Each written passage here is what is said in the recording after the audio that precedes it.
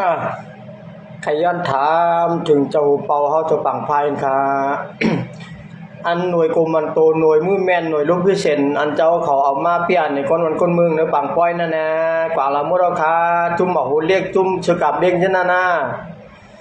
ส่งมือยื้อปอลองยื้อขางยื้อโกกังมองกันรู้ว่ามันหักดาหักหลังไตเขาบ่ดันนั่นนะอันนี้มาเจ้าเงาผ้าเจ้าเงาเขียวเนี่ยแต่กึดขี้บ่มได้ในลำจอมในถวยจะบ่มได้วะนะดังมึงได้บ่ทองในเฮียมาเปิ้นนั่นมา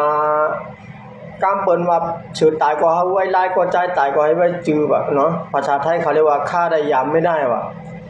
อันในต้องฆ่าต้องยามรู้นะก็มาโป้เป็ดเจ้าจีเวงว่ะก็มาคางปับเมียบว่ะก็มาโก้ก้างตินปิดเรียนหัวหน้าซื้อเข้าว่ะก็มาลืบล่ำเรียนว่ะก็มากระปอดเตี้ยว่ะนี่อันแล้วก็เป็นไต้ได้กันนะฮี่ค่ะเจ้าเขากองเซียนหุ่นเหมือนเจ้าเขามาเปลี่ยนในปังป้อยงาสิ่งที่มันปรับเลิกหน่วยมาหุ่นรูปหน่วยกุมันโตหน่วยมือเมียนั่นน่ะส่งมือจัดการของพองคารุวาบนห้องวัดถือข้อไก่ให้ลิงตุ้ยเนี่ยว่าเนาะต้องเชิดปันเขาด้วยให้ปองฮะเนาะ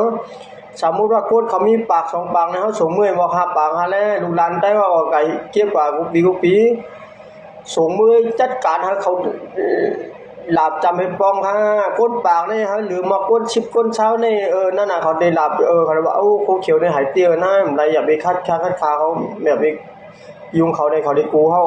อันในคาหันเขากำปลองเหียมตายเวทเจ้าจีเวงว่ะกำคางปั๊บเมียบเดียนว่ะกำกูก้างลืบเดียนว่ะเนี่ย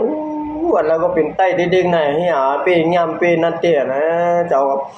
เพราะว่าเปิ้นมีเจ้าฮัดกูบ่ดันนั่นก็แค่มาแค่วันลอยใต้เลี้ยงไอ้ก็ไว้ทึกโคไลกะละคนมึงคนตีซึ่งในก็เดียมได้ก็เฮ็ดหลายฝ่ายหลายตั้งอันนี้บ่เป็นวันเจอจัดวันปล่อยได้ก็มีกามาเปียบปลักตั้งลายตีนลายมือกองเชียนหุ่นเหมากอง